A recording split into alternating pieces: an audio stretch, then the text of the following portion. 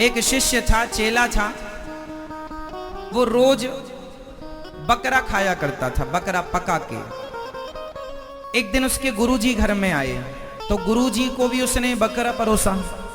गुरुजी बोली ये क्या है, टांग वांग रखी है यहाँ? बोले गुरुजी हम जो खाते हैं आपको खिलाएंगे। गुरुजी बोले तू क्या खाता है? बोले मैं रोज बकरा खाता हूँ, बकरे को काटता हूँ और बकरे का मांस मुझे बहुत अच्छा लगता है।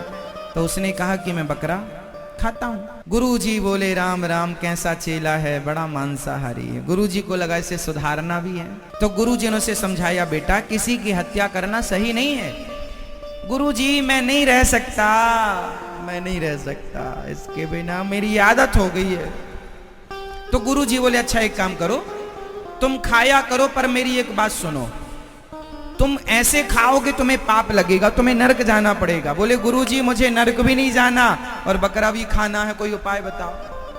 तो गुरुजी ने कहा फिर एक काम करो कि तुम एक यज्ञ करो और यज्ञ में जब जब तुम यज्ञ किया करोगे तब तब तुम बकरा खा लिया करो। तो उसने क्या किया कि यज्ञ करना शुरू किया। क्यों करना शुरू किया? क्योंकि उसे बकरा खाना था। यज्ञ पूरा हुआ, सबको भोजन प्रसादी कराया, भंडारा कराया, जो विधान था।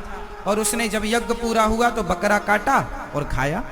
तो अगले साल फिर उसने यज्ञ कराया और यज्ञ पूरा हुआ तो उसने बकरे काटने शुरू किए। अब ये मुझे आप लोग बताओ कि गुरुजी ने उससे ये क्यों कहा कि यज्ञ में तुम बकरा खा लिया करो? उत्तर दो।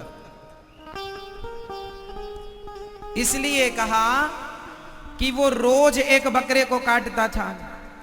अब एक बकरे को रोज काटता था तो साल में अब एक यज्ञ करेगा तो 365 में 364 बकरे बच गए कि नहीं? हाँ या ना? 364 बकरे बच गए और एक बकरा उसने, जो उसकी आदत थी, सो उसने यज्ञ के बाद खाया।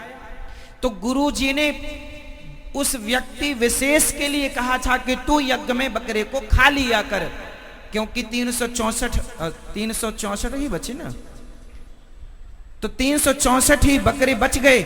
एक अब तू रोज यज्ञ, तेरी औकात नहीं है कि तू रोज यज्ञ कर सके, तो अगले साल फिर करना तो एक और खा लेना। ऐसे में तू रोज खाता, ऐसे में अब तू सारी जिंदगी में 10-5 यज्ञ ही कर पाएगा। इसी बहाने तेरा बकरा खाना छूट गया और यज्ञ में खाएगा तो धीरे धीरे जैसे 364 दिन का छूटा वैसे 365वें दिन का भी छूट जाएगा। तो गुरुजी ने छोड़ाने के पर्पस से कहा था, लेकिन लोगों ने देखा कि यज्ञ में तो बकरे की बलि चढ़ाना जरूरी है। उन्होंने क्या मान लिया कि जरूरी है। परिभाषा हो गई गलत। गुरुजी ने कहा था कि किसी बहाने ये छोड़े, लेकिन लोगों ने उस अर्थ को ना समझकर उन्होंने पकड़ लिया कि नहीं, अब फिर जितने यज्ञ होने लगे उन यज्ञों में लोगों ने पशुओं की बलि चढ़ानी शुरू कर दी, क्योंकि गुरुजी के शब्दों का अर्थ गलत हो गया। क्योंकि एक से जब 10वें आदमी तक बात जाती है तो वह बात वैसी नहीं रहती जैसी बोली गई थी। 10 तक पहुंचते पहुंचते बात बदल जाती है।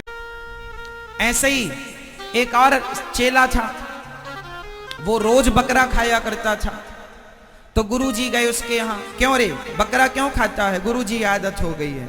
तो गुरुजी ने कहा रोज ना खाया कर, जब तेरे घर में जब बेटा बेटी का विवाह हो तब खा लिया कर। अब उसका 2 बेटा, एक बेटा था एक बेटी थी। तो गुरुजी को लगा 365 दिन खाता है, एक बार इसकी बेटी ब्याह जाएगी तो खा लेगा, एक बार बेटा ब्याह जाएगा तो खा लेगा, 2 में काम हो जाएगा, रोज के बकरा बच जाएंगे और रोज के ये पापों से भी बच जाएगा। लेकिन क्या हुआ, उसने तो बकरे का ब्याह हुआ बेटी का तो बकरा काटा। तो लोगों ने कहा क्यों रे बकरा क्यों? बोले हमारे गुरुजी ने कहा है कि शादी में बकरा चाहिए।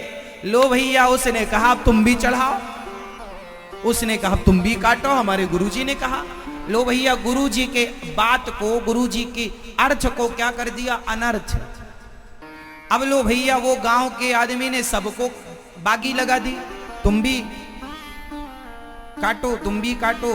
फिर उन्होंने औरों को उन्होंने वो परंपराएं बन गई कि शादी में, ब्याह में बच्चे हों तो आदमी बकरा काटने लग गया। वो गलत परंपराएं समाज में खूब धड़ल्ले से चल रही हैं। ये समाज में गलत अर्थ है। हमारे शास्त्रों का कुछ लोगों ने बहुत गलत अर्थ किया है, वो गलत परंपराएं चालू हो गई। गुरु जी ने इसलिए कहा था कि इसी बहाने ये बकरा खाने से बचेगा और पाप करने से बचेगा, लेकिन उसने तो औरों को उकसा दिया।